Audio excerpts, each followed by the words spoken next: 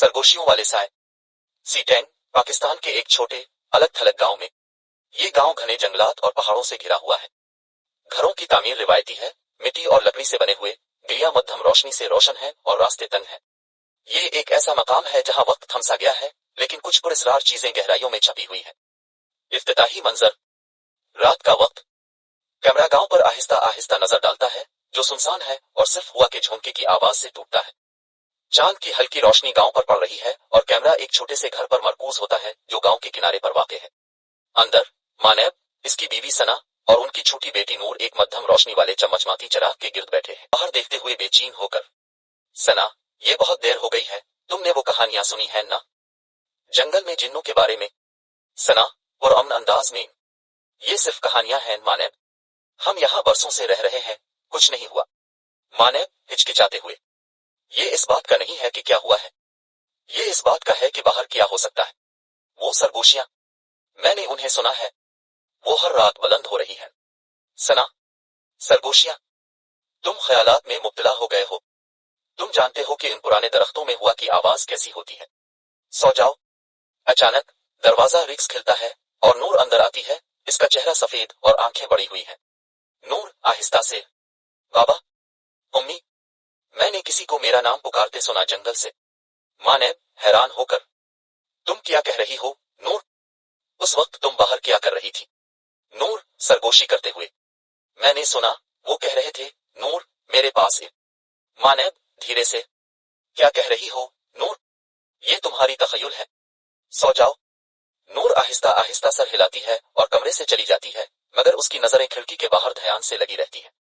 अगले दिन मानेब फैसला करता है कि वो खुद तहकीक करेगा। वो जंगल में जाता है ताकि ये साबित करे कि खौफ की कोई बात नहीं है। जंगल घना और पुरस्रार है, इसमें एक गैर मामूली सुकून छाया हुआ है। जैसे ही मानेब अंदर दाखिल होता है, सरगोशियों की आवाज दोबारा शुरू हो जाती है। मानेब खुद से, ये सब कुछ पागलपन है, ये सिर्फ हुआ का शोर है। लेकिन सरगोशियां बुलंद और वाज़ेह होती जाती हैं, अब वो अल्फाज बन जाती हैं। सरगोशियां दरख्तों के दरमियान गूंजती हुई। इव करीब। अचानक मानेब रुका और उसने अपनी आंखों के कोने से कुछ हरकत देखी। एक साया दरख्त के पीछे सरक रहा था।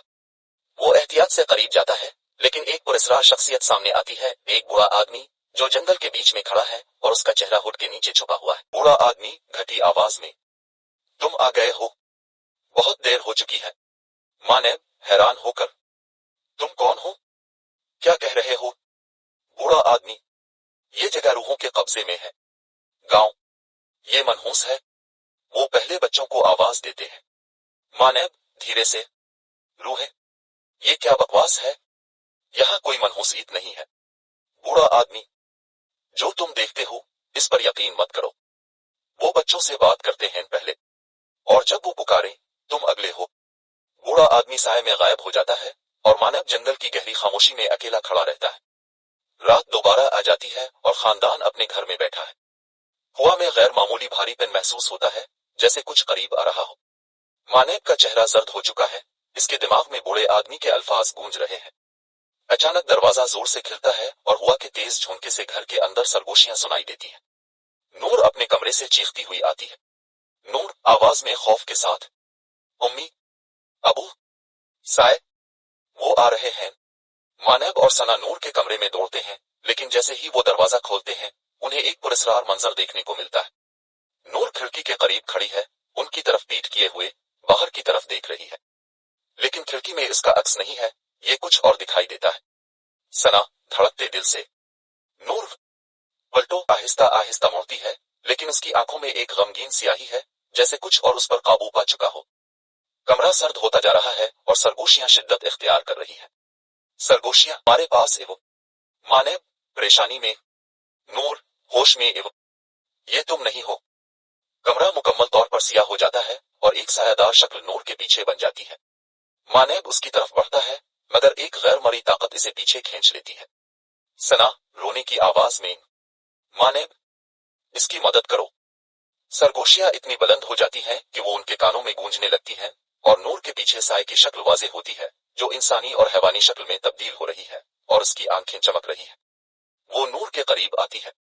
नूर एक आवाज में जो उसकी नहीं है, तुम्हें सुनना चाहिए था, अब बहुत देर हो चुकी है। स्क्रीन सियाह हो जाती है और सिर्फ हुआ की आवाज और सरगोशियां बाकी रह जाती हैं। अगले दिन गांव वाले मानव, सना और नूर के घर को छोड़ा हुआ पाते हैं। दरवाजे खिले हुए हैं और खानदान का कोई सुराग नहीं मिलता। सरगोशियां अब हर रात सुनी जाती हैं, जो जंगल से आ रही हैं और हर आने वाली रूह को पुकार रही है। कैमरा आहिस्ता आहिस्ता बाहर के मंजर की तरफ बढ़ता है और साय की शक्ल दौर से उनकी तरफ देख रही होती है। इसकी आंखें अंधेरे में चमक रही होती है।